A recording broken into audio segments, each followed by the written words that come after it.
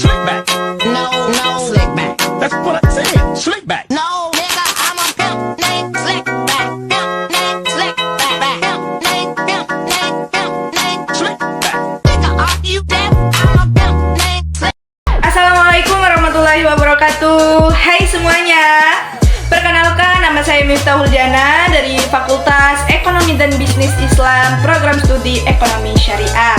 Pada kesempatan yang berbahagia ini, saya akan menjelaskan tentang konsep harta dalam ekonomi Islam. Baiklah teman-temanku semuanya, sebagaimana yang kita ketahui bahwasannya Islam menempatkan hartanya sebagai tiang kehidupan atau qiyamah, sebagaimana firman Allah Subhanahu wa taala dalam Quran surat An-Nisa ayat 14. 5 harta itu dijadikan Allah Subhanahu wa taala sebagai tiang atau pilar kehidupan.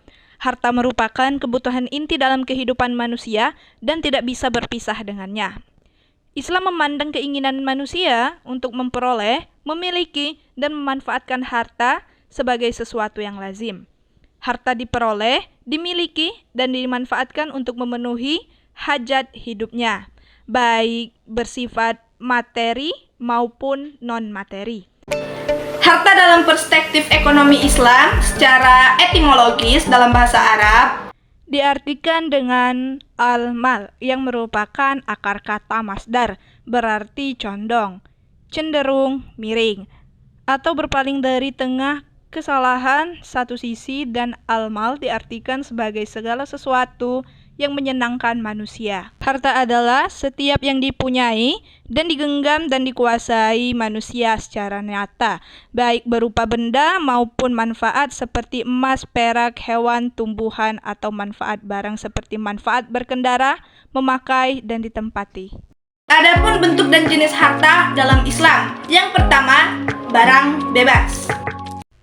Barang bebas adalah barang-barang yang tersedia cengang, berlimpah, dan setiap orang dapat memperolehnya dengan bebas dengan cara yang terampuh mudah. Contohnya seperti udara, air, dan sebagian besar tempat di muka bumi ini.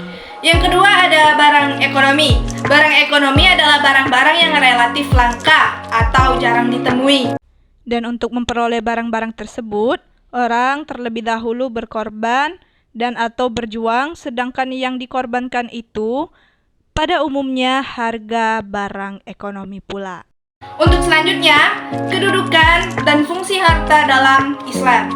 Manusia menurut pandangan Islam, manusia memiliki fitrah atas kecenderungan terhadap dorongan dalam menyukai harta dan benda, menguasai dan mempertahankannya, dan dalam beberapa ayat Al-Quran sudah memberi sinyal terhadap hal tersebut.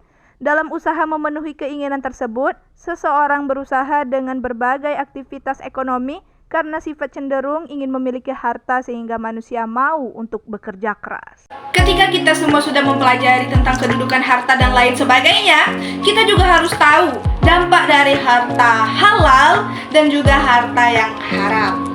Status halal dan haram adalah hal yang asasi dalam ajaran agama Islam.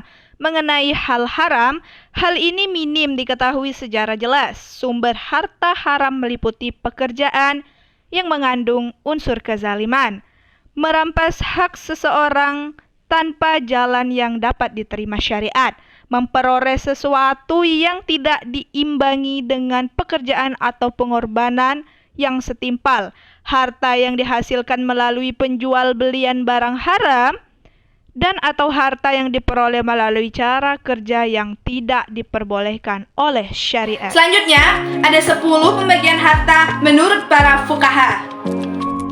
Nah teman-teman, pembagian harta menurut para fuqaha bisa kalian lihat sendiri, ada 10 pembagian harta yang ada dalam ekonomi Islam.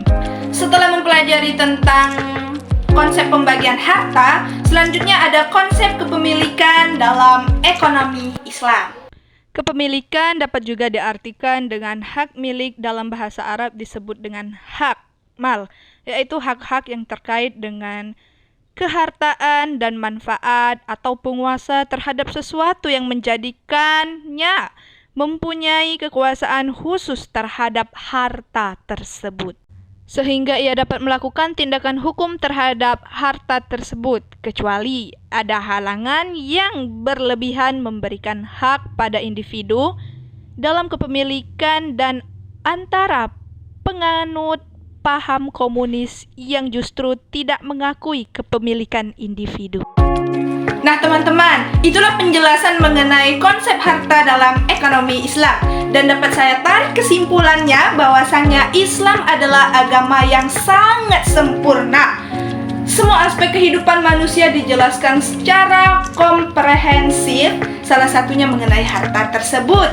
Karena harta adalah hal yang sangat fatal, sehingga dengan demikian sangat perlu dikaji untuk melaksanakannya aturan syariat secara kafah. Untuk teman-teman, jangan lupa like, comment, and subscribe yang sudah menonton video saya. Dan sampai jumpa dengan video selanjutnya.